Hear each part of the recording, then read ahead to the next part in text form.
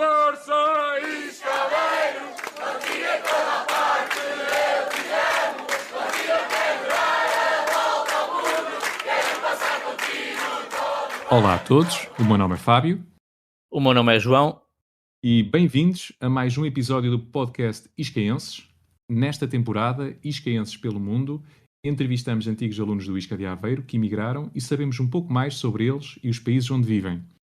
Hoje conversamos com Tony Silva, desempenha funções como Senior Director e Head of Revenue Operations na Califórnia, Estados Unidos. Entrou em 99-2000 em contabilidade e, apesar de ter nascido nos Estados Unidos, viveu e cresceu na Figueira da Foz. Olá novamente, Tony, e bem-vindo ao Iscaenses pelo Mundo. Obrigado a todos. Olá. Olá, Tony. Obrigado por teres aceito o nosso convite. Questão inicial. Ovos moles ou tripas de Aveiro? Ovos moles. Porquê? Eu penso que só pensar em tripas de Aveiro não é aperitivo. Só teria que ir pelos ovos. Alguma pastelaria que recomendes ou alguma fábrica que recomendes? Fábrica ou pastelaria? O problema é que eu não me lembro dos nomes. Eu lembro-me de sair do 8 de graus às 6 da manhã e caminhar para casa e estar as padarias a abrirem e a gente parar à porta, cá fora, e dizer: ei, tens um saco de pão que a gente possa levar antes das portas abrirem, e muitas das vezes eles deixavam-nos comprar o pão assim do lado da porta onde está a cozinha e lá o levávamos para casa a comer no caminho. Mas eu não me lembro, o problema é não me lembro dos nomes. Não me lembro dos nomes. Nem das ruas, tampouco. Mas isso é normal. Muitas vezes a sairmos da 8 graus ou do NB ou Clube 8 ou outros nomes que foram aparecendo para o mesmo local. Sim, entretanto aquilo já teve uma data de nomes, Portanto, exatamente. Mas a tradição mantém-se. Muitas vezes do pessoal sair e depois ir às pastelarias a essas horas. Às pastelarias e às padarias. Sim, A tradição manteve-se. chama-se ainda Praça do Mercado, não é? E Mercado do Praça do Peixe. Mercado. Praça do Mercado do Peixe, exato. Ou Mercado do Peixe, exatamente. Ok, Mercado do Peixe. E porquê o ISCA de Aveiro e contabilidade? O que é que te levou a escolher esta casa? Ok, durante o liceu, negócios, números sempre foi algo que era atrativo para mim. Eu penso que gostava mais de ter rumado em economia, mas isto, hindsight, né? Ah, não posso estar agora a pensar o que é que devia fazer há 20 anos, mas na altura gostava de números, eu gostava de ser a broker, a stockbroker na altura. É isso que queria fazer. O Isca simplesmente era um local onde seria só 1 hora norte da Figueira. A proximidade da Figueira era atrativa. E não, na altura pensei, acho que poderei fazer isto 2, 3 anos, aprender a contabilidade, mesmo que não seja algo que termine, começo lá e posso então virar ou transferir-me para outro local se assim fosse melhor para mim.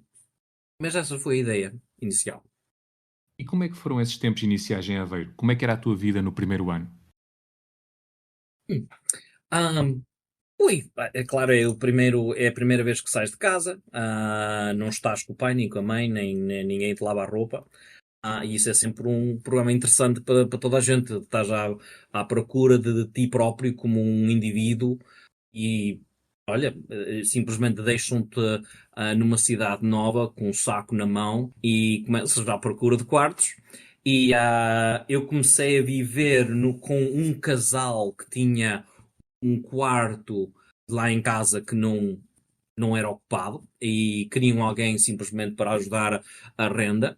E esse era, eu via da minha janela, via a porta do Isca. Se vocês imaginam onde está o Isca hoje, aquelas janelas daqueles apartamentos que estão ali depois daquele parque de estacionamento, eu vivia aí nessa janela, no primeiro andar. Urbanização-chave, Um, talvez. sim.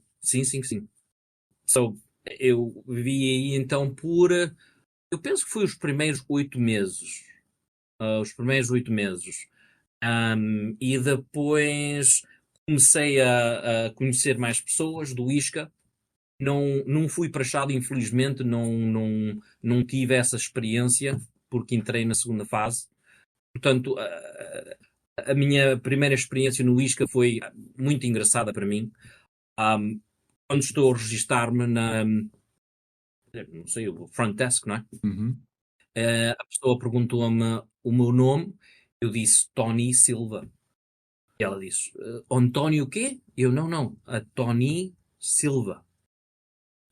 E ela perguntou, não gozes comigo porque ninguém se chama Tony. Eu, opa, eu comecei a perguntar, o que é que se passa aqui? Não sei o que se passa aqui. Deixa-me escrever o meu nome. Tenho aqui documentos com o meu nome. Tony. E a mulher não queria acreditar em mim. Não queria acreditar. Eu tive ali uns sólidos 15 minutos a tentar explicar a esta mulher. O meu pai chamava-se António. Eu nasci na Califórnia e o meu pai não queria que eu fosse António Júnior. Então o meu nome ficou the short side, right? The abbreviation em Tony só. E ela, não acredito nisso. Tive que chamar a minha mãe à mesa para lhe explicar, opa, este é o nome do rapaz. Deixem-no lá fazer registrar para a gente continuar aqui este processo. E assim foi. Essa foi a minha primeira experiência quando cheguei ao Isca. Depois a cidade, para continuar, a cidade era fantástica, linda para mim. A cidade, a única coisa que podia ter melhor é a praia ser um pouco mais próxima. Se a praia fosse um pouco mais próxima, para mim é uma das melhores cidades do mundo. Depois da Figueira, claro. Claro, mas isso nem se mete em causa, não é? Isso mete em causa, exato. Há algum local assim em Aveiro que te fique especialmente na memória? A cidade é fantástica e lá está, apesar de nós os dois, tanto eu como o Maltês, hoje já não moramos lá, mas eu não sei como é que é contigo, Maltês, mas foi um dos sítios que eu ainda cheguei a pensar viver, apesar de hoje viver mais para norte. Mas há sempre locais mais especiais do que outros. Há algum para ti que te fique na memória? Sim. Para mim havia um local onde nós jogávamos o bilhar regularmente, e estou a dizer semanalmente, talvez 1 ou 2 vezes pelo menos, em que jogávamos bilhar. E o problema é que eu não me lembro do nome. Se vocês me disserem... Convívio? Era no convívio? Era no convívio. Exatamente. No convívio. O convívio era de facto o convívio. E o convívio era não só para comer, mas para jogar bilhar, para onde se encontrava com os amigos, e era o local onde, a partir dali, decidíamos onde é que queríamos ir. Tinha a Flashen, penso que é uma discoteca também falada Flashen. Não, isso era na Figueira. Isso era na Figueira. Estás a confundir. Então estou a confundir. Estou de facto A Flash era em Quiais, na Figueira, sim. Em Quiais. Oh, exatamente. Ok, estou a confundir tudo. Mas havia outra que ficava em Ilhavo. Uma discoteca ficava em Ilhavo, mais perto da Ilhavo, que era da Figueira, e não me lembro do nome. Sim, também não me lembro do nome, mas havia outra discoteca, sim. Havia não é a Estação da Luz, pois não? A Estação da Luz acho que é mais para o lado... É capaz de ser a Estação É capaz de ser, é capaz de ser, é. É mais afastado, assim. Estava mais com a ideia que a Estação da Luz fosse mais para o lado do Oião, assim. Nem sei se ainda está aberto. Olhão, no convívio, onde nós decidíamos onde é que íamos passar as próximas 4 ou 5 horas, e o convívio é e então outro é o fórum. O fórum de Aveiro tinha aberto há pouco tempo, quando eu comecei. Era aquele esplendor, aquele espetáculo de shopping que era talvez único em Portugal na altura, aquele tipo de shopping enorme. Outro foi o shopping, e é claro o mercado de peixe, foi sempre também um local onde as pessoas se reuniam. Penso que esses são os 2 ou 3 locais que para mim me marcaram mais. É interessante que, passados 25 anos, sim, praticamente, continuam a ser locais icónicos de Aveiro. Só aqui um pequeno spoiler, porque sei que já não vejo a Portugal há algum tempo. O convívio foi. Pá, eu não vou dizer remodelado, porque remodelado seria que teriam que ficar no mesmo local. Foi reedificado, ou seja, eles saíram do local onde estavam e construíram um edifício mesmo ao lado, mas o espírito acho que ainda se mantém também, esse espírito de reunir Mais os ou menos. colegas. O teu colega talvez não participe Sim, nesse olha, espírito. se tu te lembras como aquilo era no teu tempo, no nosso tempo, que entramos em 2006, 2007, 2008, era igual. Ou seja, aquilo parecia que tinha parado no tempo. Agora tu entras e parece um convívio 2.0, com umas cordas penduradas, com umas coisas, umas luzes assim todas da moda. Ou seja, já não Ok, é a mesma coisa, entendo, não é? entendo. Pronto.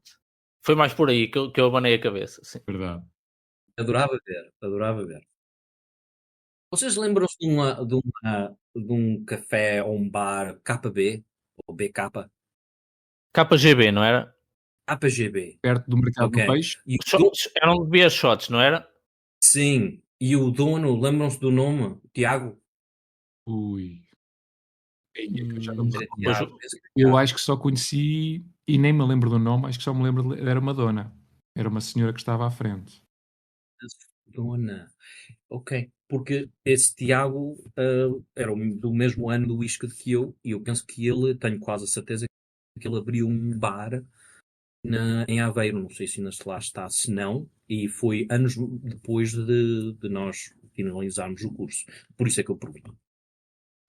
Tiveste alguma pessoa que te marcou ao longo destes anos no ISCA? Um professor, um colega, um funcionário ou outra pessoa que te tenha marcado ao longo desse tempo? Infelizmente, não posso, não tenho um nome. Tenho um episódio que me marcou, em que era uma aula de direito e estávamos a falar da Constituição Portuguesa, da forma de como votamos, e o meu exame, eu penso que tive, olha, não tive assim o resultado do exame não foi muito bom e fui para orais. E na altura, penso que se fazia, não sei se se faz ainda agora, em que quando não tens um passing grade, vais ao oral, falas com o professor e vês se sabes o suficiente para passar ou não. E na altura eu, olha, comecei logo a falhar as perguntas, as primeiras 3 ou 4 perguntas, e a conversa foi: onde é que tu cresceste? Eu disse: eu cresci nos Estados Unidos, não faço a mínima ideia, nunca votei em Portugal, não faço a mínima ideia como as coisas funcionam aqui. E ela olha para mim assim com um espanto e diz: ora rapaz, sai daqui para fora, ahm, passas lá isto, que isto tem pouco, não ganhas nada em estarmos aqui a discutir e passa lá à frente e vai para a próxima aula. E So, agora a pergunta que se impõe é: lembras-te do nome da professora, não é? eu encontro, se ouvir a pessoa, sei, mas se querem que eu faça essa pesquisa, vou tentar ver no departamento de Direito, se encontro, e É confesso assim, que da maneira que tu falaste, eu só me lembro de uma pessoa. Era a Maria João? eu tenho que ver a fotografia, Ok, companheira. Eu tenho que ver a cara dela. Mas o nome não me diz nada. Eu tenho que ver a ok. cara dela. Então possivelmente não era. Ok. Sim, era uma senhora, certamente, mas Uhum. não sei se esse era o nome. Eu estava a apostar contigo também, Maltês. Eu estava a apostar também em Maria João. Não quero dizer sim a 100%, mas o nome, o nome diz-me qualquer coisa. Uma professora de cabelo curto e grisalho. Sim, sim. Então, e se eu não estou em erro, usava óculos. Os óculos Usava pequeninos. óculos, e tinha uma complexão, ahm, era magra, talvez, em metros, 1,55 m ou qualquer coisa assim. Por aí, sim. Então, Por aí, muito por aí. provavelmente será a professora Maria João. Interessante. O rapaz denunciou-a logo. Passando aqui para outra pergunta.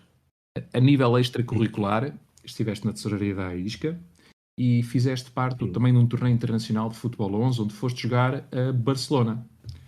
Quais os melhores momentos que destacas assim da tua vida extracurricular? Estes são alguns, mas obviamente se quiseres falar deles, ou outros também. Não, a experiência de... Não sei onde veio a ideia de podermos ir a Barcelona, mas quem teve a ideia é uma ideia simplesmente brilhante. Eu fazia parte da associação, jogava futebol na associação indoor e tínhamos esta possibilidade de ir a Barcelona. Eu penso que se acumulássemos 5.000 euros, poderíamos arrendar um bus, um autocarro, e ir lá e ficávamos num hostel. Como é que se chama um hostel em português? É hostel igual. Sim. Ok, Não fazemos tradução nesse perfeito. caso. Então e então fomos a todos os bares, cafés, restaurantes, euros, se for preciso, e acumulámos suficiente dinheiro, e penso que éramos uns 20 e qualquer coisa, rapazes, num autocarro, e de facto fomos, e só a experiência de podemos ir a Barcelona e termos esta experiência em Barcelona, um grupo de amigos para irem, isso foi fantástico. Do momento que chegámos lá até ao fim, foi completamente miserável. Foi, de facto, uma das piores experiências que me lembro de ter. Começámos por chegarmos ao hotel e os 20 rapazes olham para o quarto e estamos a falar em camas que parecem que estão postas em andares, não é? E são três camas umas em cima das outras, não é? E todos dormimos neste um quarto com casas de banho e tal ao fundo do corredor e tal e coisa. E assim que as pessoas entraram para o quarto, simplesmente isto é inaceitável, não podemos ficar aqui, isto não são condições para nós ficarmos. E eu tinha o domínio do inglês e comecei a falar com a gerência do hotel, o que é que a gente pode fazer aqui e tal. E o homem do hotel simplesmente, o que é que vocês estavam à espera, não é? Estavam à espera de estarmos aqui num hotel 5 estrelas, com vistas do mar, ou, não é? Por este preço, ou o que é que qual era a expectativa, não é? E eu, de facto, quis acreditar no homem que, isto pelo preço que a gente tinha, não vejo problema em ficarmos aqui. O pessoal não quis. O pessoal não quis ficar, então a conversa ficou em como é que podemos ter o dinheiro de volta desta estadia. E é claro que o homem do hotel não nos deu nem um tostão. Onde é que a gente ficou as 2 noites? Ficámos no autocarro. Dormimos todos no autocarro, 20 e tal rapazes no autocarro. Ou seja, isso começou por aí, em tipo, isto não é normal. Vocês não querem dormir numa cama, num quarto, dentro de um hotel bem localizado em Barcelona e vamos ficar aqui no parque de estacionamento onde está o campo de futebol. Isto é de tolos. Pronto, é assim. Olha, ficamos então no autocarro durante essas 2 noites e o melhor foi, fizemos o nosso primeiro jogo. O primeiro jogo até jogámos bem e tal, mas perdemos. Ok. Nessa noite todos saímos, claro, queremos sair, ver a cidade e tal e coisa. Na manhã seguinte eu estou pronto para jogar o próximo jogo e mais de metade das pessoas estão tão bêbadas que nem tão pouco conseguiam sair do autocarro. Ok? E eu estou nas instalações de futebol e a equipa adversária quer que nós joguemos o jogo, porque não estão interessados em nós perdermos o jogo só 3-0, porque eles estão interessados em ganhar o jogo por mais e ter, pronto, Uhum. outras possibilidades dentro da sua qualificação. Eu não consegui fazer com que 11 jogadores se pusessem de pé para fazer o jogo. 11 em 24. Sim, não havia 11 jogadores, não havia 11 jogadores que estivessem disponíveis ou quisessem fazer o jogo. Ou seja, eu só tive que pedir desculpa e não é tão embaraçoso que como é que eu posso representar uma instituição que não consegue se levantar para fazer um jogo em que ah, tomaram o commitment. Desculpem o português, Sim, às sim, vezes sim, sim. Não, falha-me, não está mas certo. tinham o compromisso de estarmos aqui e fazer os jogos, etc. Mas na verdade o que todos queriam era sair de casa e apanhar uma bebedeira em Barcelona. E pronto, assim não fizemos mais jogo nenhum. Estávamos combinados para fazer 3 jogos. Depois do primeiro jogo não fizemos mais nenhum. E no dia seguinte saímos outra vez à noite e tal, e então viemos para casa. E nessa altura já vim para casa com a ideia que isto não vale a pena estar a fazer parte de um grupo de indivíduos que se comportam ou tenham esse tipo de valores para com os outros, para com quem ahm, pagou o nosso bilhete, etc. Com que cara é que vou vir para Aveiro e explicar, epá, então, o que é que se passou com o futebol? Eu queria era desaparecer, enterrar-me num buraco qualquer e acabou-se, não é? É compreensível.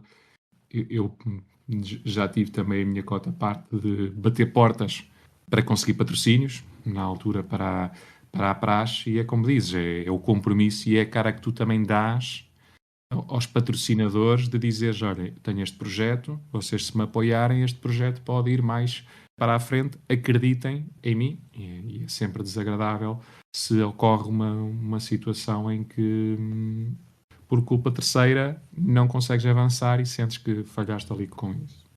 Como é que foi viver essa passagem do milénio no Isca? Uma altura em que entra o euro em circulação, outras mudanças também, certamente. Como é que foi estar em Aveiro com tudo isso a acontecer? Então, uma coisa que notei foi o talento em Portugal é ridículo. Eu penso que há tanta competência, energia, inteligência do aluno português. E posso comparar, agora tenho 3 filhos, e posso comparar a educação em Portugal com a educação nos Estados Unidos, e acredito plenamente que a educação que tive no liceu é muito melhor do que, do que se vive aqui em geral. Estou exposto a mais coisas que estou aqui. Aqui é muito mais bem e mal. Aqui aprende-se a ler e matemática e automaticamente se começa a entrar dentro do que detalhes eu preciso saber para ter sucesso no mundo. Em Portugal há muito de tens que saber os Camões e tens que saber Gil Vicente e as outras coisas todas que não é para todos. Penso que é uma coisa boa saber, mas nos Estados Unidos jamais faziam isso parte de um currículo normal. Eu olho para trás e é uma coisa boa e má. Penso que somos indivíduos geralmente mais culturalmente evoluídos e educados, mas talvez menos preparados para o dia a dia. Saber escrever um memo. Eu entrei no ISCA sem saber escrever. Se queres escrever uma carta para o presidente da freguesia, ou queres fazer um requisito para algo, não é? Como é que formalmente escreves uma letra, uma carta?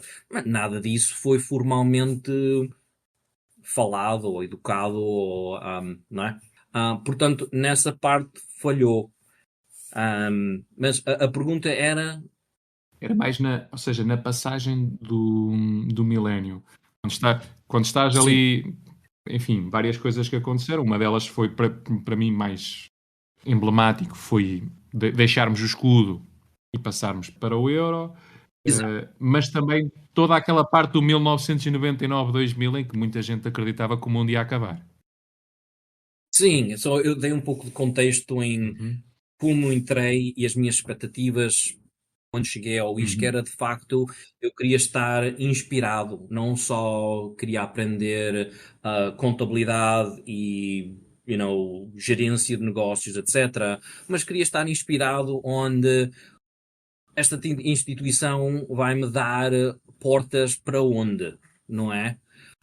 E penso que as portas do ISCA, tal como o país, nessa viragem, estavam a fechar. Vejo como adotámos o euro com grandes dificuldades.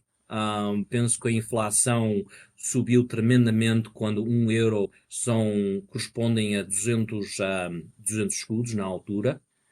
Um fino, um café, subiu talvez 150% o preço com esta mudança, não é? Um fino agora custa... Quanto é que custava os shots no KGB? Porque no nosso tempo custava 1 euro. Quanto é que, ou seja, 200 escudos, quanto é que custava quando tu andavas lá? Era metade, chefe. Era Era 100 metade. escudos? Ou seja, 100 Sim, paus, 100 paus dava para ir ver o shot, não era? sem dúvida nenhuma. Nessa altura já sentimos a dificuldade em transferir ou saber orientar-nos com esta nova realidade. O escudo não existe e cada euro é caro.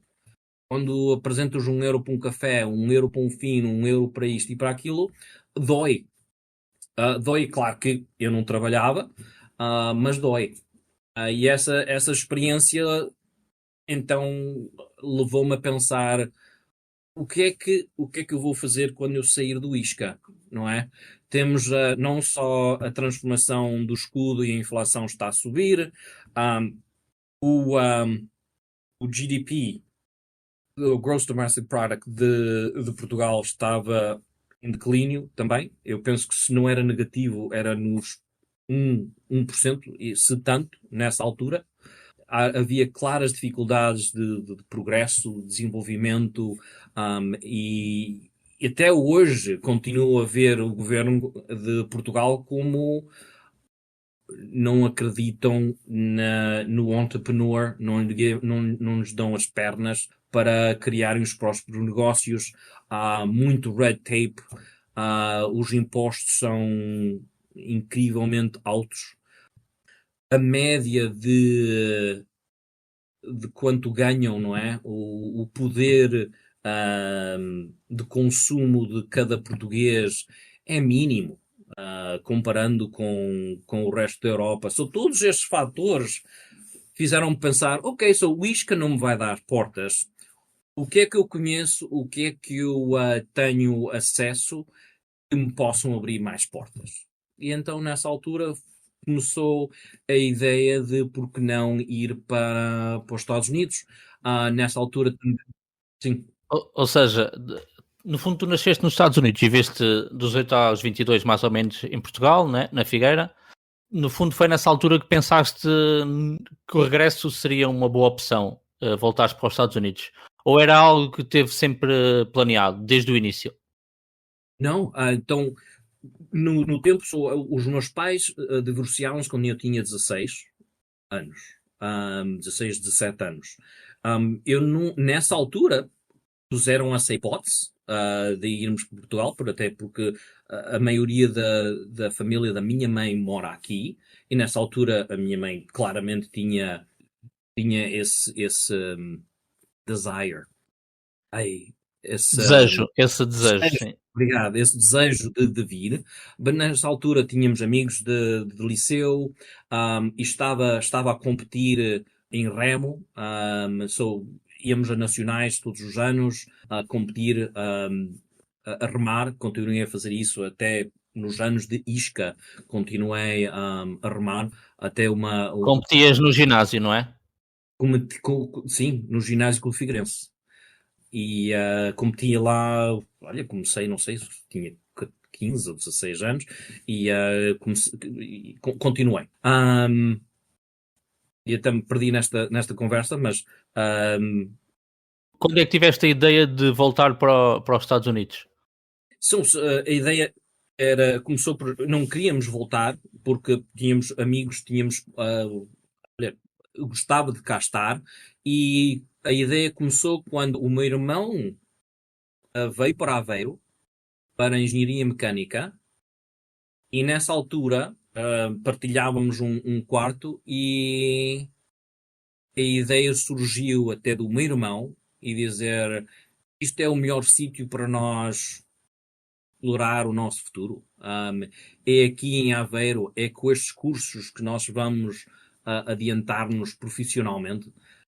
E a conversa começou no princípio do ano de 2000, talvez, e depois, quando chegámos ao verão desse ano, a decisão estava feita que não registávamos novamente para o próximo ano letivo, e que estes meses seriam de preparação para, olha, vendermos o que lá estava, e tínhamos comprado um apartamento em Aveiro, e nessa altura decidimos que era melhor então voltar para os Estados Unidos. E hoje trabalhas como Senior Director and Head of Revenue Operations. Como é que é o teu dia-a-dia? Explica-nos um bocadinho. O que é Revenue Operations? A ver se eu consigo explicar isto em português. Esse é que vai ser ser o pior. Exatamente, exatamente. Ok, se virem revenue, é claro que revenue é o dinheiro que qualquer companhia traz, não é? E não é só vendas, não é? Não é um processo de vendas, é o processo de como é que vocês... How do you engage with your customer? Desde o princípio de web pages, isto em português não... Mas não, podes não dizer faz. em inglês, podes dizer em Posso inglês, dizer, não há qualquer problema. mas Isto é um programa internacional, por isso não há problema. ótimo. Ótimo. Como é que vocês... what is the relationship the business has with all their customers from the beginning to the end? Your website, your web pages, how do you bring in leads? How do you process the leads? How do you qualify them? How do you create opportunities? How do you manage those opportunities? And then how do you fulfill what the orders are? Esse processo tem que ser revisto por alguém. E penso que isto é um trend que começou nos últimos 5 anos, onde havia uma equipa de vendas, havia uma equipa de marketing, havia uma equipa de finance, etc. E recentemente, nos últimos 5, 10 anos máximo, há este revenue operations. Ou seja, eu revejo-me em como é que eu posso optimizar o processo, não só em termos das aplicações que todos os departamentos usam nesta comunicação com os seus clientes, e isso inclui um CRM, ou Customer Relationship Management, neste caso Salesforce, é o que eu uso e sou especialista em. Essa é a plataforma central, e usando essa plataforma, há aplicações que se adicionam a essa plataforma, e a partir daí operas a tua operação, o teu processo de começo até o fim é gerido através de Salesforce. E é esse o processo que eu me revejo. Acima das aplicações, em cima das aplicações que tenho, I have to make sure they're optimized. Também comunico com o finance on what is the targets, quais são nem sei dizer targets. Os objetivos, What are the targets for... as metas. Ok, quais são os objetivos para o grupo de vendas, quais são os objetivos para o grupo de há uma ordem de venda, mas depois alguém tem que cumprir com essa ordem. E esse processo tem que ser identificado.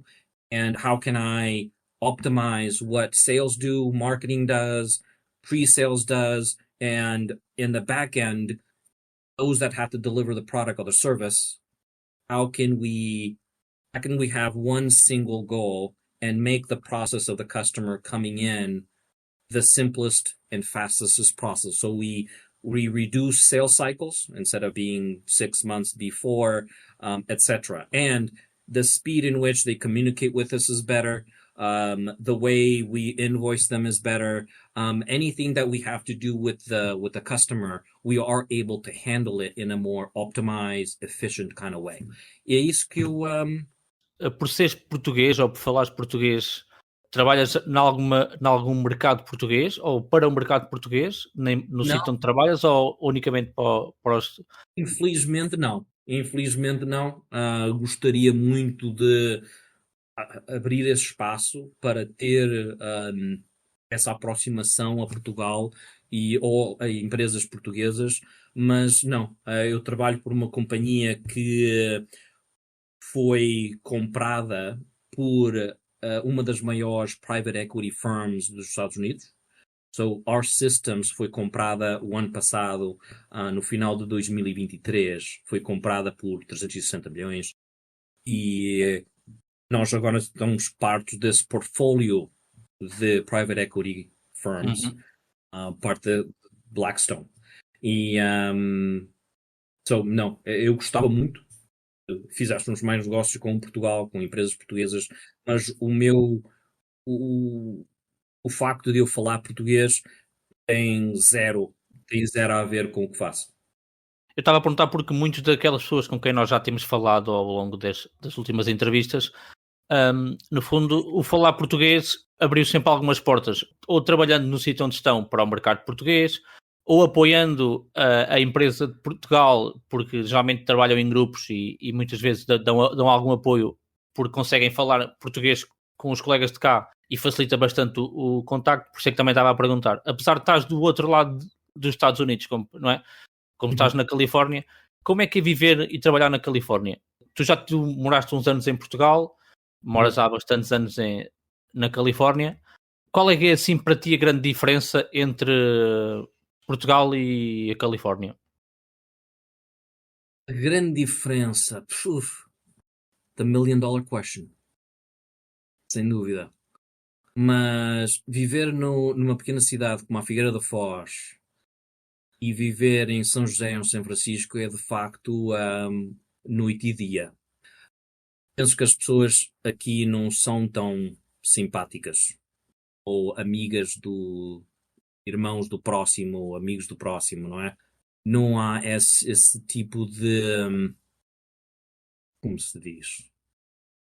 Não há essa relação de proximidade, de amizade ou proximidade com o outro. Foi de facto um começo muito difícil, onde começas do zero, completamente do zero. Eu consegui transferir cálculos, consegui transferir várias unidades que tinha feito no ISCA para o San Francisco State, mas não foi tudo. Só tive que começar quase do princípio.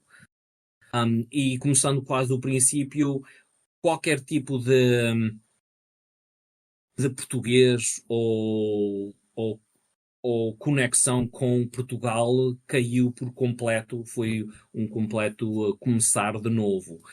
Viver em Portugal, ou quando falo com os amigos de Portugal versus aqui, de facto os preços são exorbitantes, não é? De facto podemos fazer mais dinheiro, mas falarmos dos preços de casas, preço de educação, os preços de daycare, são completamente ridículos em comparação a Portugal. Tudo é muito mais difícil porque se não te cai um paycheck no bolso, estás mesmo feito ao bife aqui. E aí há sempre um sistema de suporte. Por sempre que me encontrei em Portugal, há sempre um sistema de suporte e aqui esse suporte Sim. não existe. E penso que até podes ter uma relação direta com a quantidade de homeless ou sem-abrigo que existem na Califórnia, que é um problema que penso que é geral pelo país fora, não só na Califórnia, como em New York, em várias cidades, que há a falta de suporte mental, físico, etc., existe de uma forma que eu nunca vi em Portugal. Isso é de facto, posso reclamar de quanto é que o Estado gasta em coisas que para mim são irrelevantes. Festas em cidades e fogos de artifícios e festas de São João e tal, coisas assim que para mim, ou na Figueira, fazem um oásis do nada, tipo, abrem um oásis, põem na praia, para quem, para quê? Ninguém sabe, eu não sei. Transformam o Forte Santa Catarina, onde eu corria e treinava naquele forte onde estava em areia, e agora transformaram-me num lago. Não percebo. Nunca percebi quem gasta dinheiro em fazer estas coisas e para quê. Esse tipo de coisas não há aqui. Aqui é puro capitalismo, e esse capitalismo é bom e mau, e viver aqui, de facto, se tens uma profissão e tens, pronto, um cheque a vir semanalmente, bom, se não, estás mesmo feito ao bife. É mais uma. Sentes que existe mesmo uma, ou seja, para quem está do lado de cá em Portugal, que não tem muito, ou seja, nós ouvimos falar, não é, nas notícias, mas é mesmo uma realidade, ou seja, se não tiveres um cheque, que não receberes, não tens suporte nenhum. Aqui é muito pouco suporte. E até eu tenho o prazer de ter uma família muito que me suporta. Eu nunca, jamais estaria sem abrigo. Mas a cultura geralmente é separada, são tão individualistas que até entre pais e filhos há essa separação. Tens 18 anos, tens que apanhar o teu próprio trabalho, o teu próprio cheque, queres comprar o teu próprio carro, etc, etc. Então falo, mas tens que fazer à tua maneira e À tua maneira, não é? a tua própria mão de obra, não é? Exatamente. E não é às custas. Por exemplo, em Portugal, a minha mãe sempre me suportou, não me deu um carro para ir para a universidade, Claro. não pagava, mas o bilhete, pagava-me a estadia, não é? Tudo isso. Aqui não há esse tipo de coisa. É algo que me preocupa como pai, é a quantidade de dinheiro que vou ter que gastar para pôr os 3 filhos no colégio, é algo que Sim, é estressante. é uma diferença enorme, sim. É uma diferença enorme. Uma diferença enorme. Não, só para dizer, eu tenho 3 filhos e só 2 deles para irem os 2 para a daycare são quase $6.000 por mês. Só isso dá-te. Ficas completamente estúpido. É estupefacto. O de 2 anos são $3.100 por mês e o outro são 2.600 e qualquer coisa por mês para tomar em conta deles. É algo que diz ao português é mind-boggling. Exatamente, exatamente. E nestes anos que tens dos Estados Unidos, tens algum episódio que te tenha marcado assim em particular? Há tantos. Há tantos. Tantos. I mean, é muito difícil escolher um. É muito difícil escolher um. Mas posso focar só em termos de educação. E houve um episódio onde havia uma equipa de fotografia e de filme e fotografia a tentar promover a San Francisco State. E tínhamos que assinar um acórdão, um contrato em que, olha, poderão usar as tuas imagens para advertising, não é? E não tens direito nenhum a nada, não é? Ok. 3 semanas mais tarde, a minha cara apareceu como San Francisco State, be the accountant, business, blá blá blá, apply for San Francisco State, e a minha cara era a imagem da universidade. Isso para mim foi de facto marcante. Tinha a minha fotografia nas ruas de São Francisco. Isso foi muito interessante. Como é que tu achas que os americanos veem Portugal? Ou seja, nos últimos anos temos assistido a um crescimento de turistas, alguns reformados americanos também vêm para Portugal. Sentes também esse interesse do nosso país? Ou pelo menos sabem onde é que fica Portugal? Nem todos sabem. Nem todos sabem. Especialmente se eu falar do meu... vocês estão familiares com o 23andMe? O 23andMe é tiras o sangue e dizem quais são as tuas origens. Sim, já sei. Okay? 23andMe, me chama aqui. E fiz esse teste e mostrava, sou 99,8% ibérico. E quando eu digo ibérico, as pessoas, what the fuck, né? Onde é que é isso? Não sabem, não fazem a mínima ideia onde é a Península Ibérica. Então, isso é, não sei se é natural, se não, mas pronto. É um caveat, é uma história. Mas em termos da minha perspectiva para Portugal, eu vejo tanta potência no povo português, no jovem português, não só falamos português, mas a vasta maioria de jovens falam inglês ou falam francês, mas vejo Portugal como uma... Olha, não dão as devidas oportunidades aos estudantes porque estamos mais interessados nestas politiquices e o governo de Portugal é tão grande que não há espaço para aquele entrepreneur, para aquela pessoa empresarial, porque vai haver just too much red tape. Tem muita dificuldade em abrir um negócio com potencial internacional, porque é muito difícil. É muito difícil. E não é por falta de talento. Não é por falta de talento, é por falta de... A estrutura portuguesa não os deixa. Sim.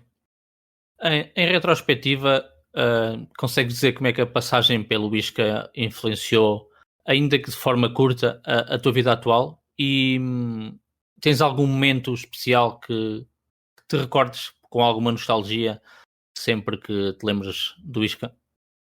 O ISCA definitivamente e para sempre terá um grande impacto, porque foi aquela primeira vez onde, como tu disse, tens uma mala na mão e deixam-te só numa cidade que não conheces, com pessoas novas, e pela primeira vez, pelo menos para mim, começas a pensar o que é que eu quero fazer da minha vida, quem é que eu deixo aproximar-me, como é que eu sou vulnerável no mundo. Começas a ter todos esses pensamentos em que qual é o meu espaço que eu tenho que fazer para mim próprio, e o ISCA foi esse espaço, sem dúvida nenhuma. Continuo a gostar de contabilidade, números, gerência de empresas, etc. E aí também foi o ISCA onde isso começou. Em termos de algo que me marcou...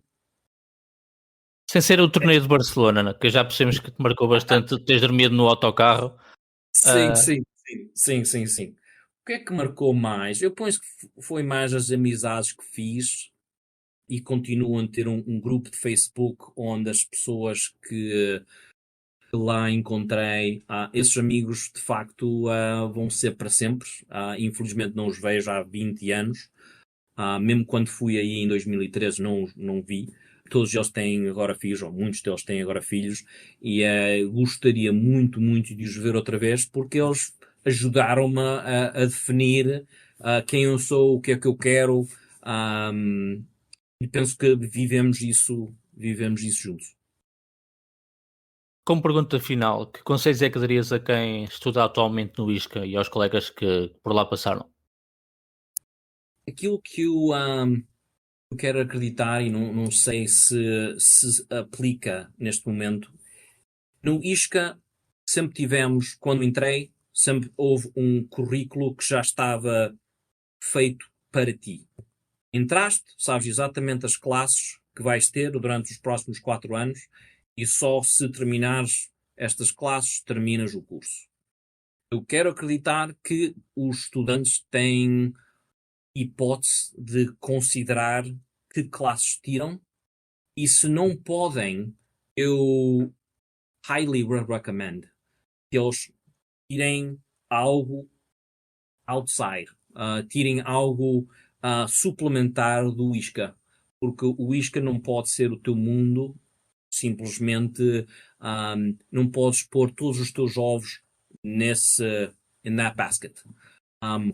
Olha quais são as outras possibilidades, termina o curso, porque é assim que aquela burocracia do ISCA funciona.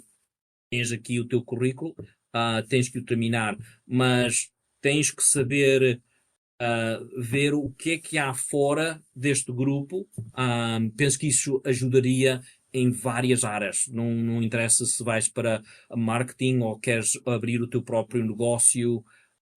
Penso que isso teria muitas vantagens, pessoalmente e profissionalmente. Parim, muito obrigado por este tempo que nos dispensaste e por esta entrevista que tem sido fantástica. Não, muito obrigado pelo convite. Foi muito bom falar com um grupo em português, em vez de só ser com o meu irmão e a minha mãe sobre futebol ou coisas simples. E uma conversa mais complexa. Muito obrigado.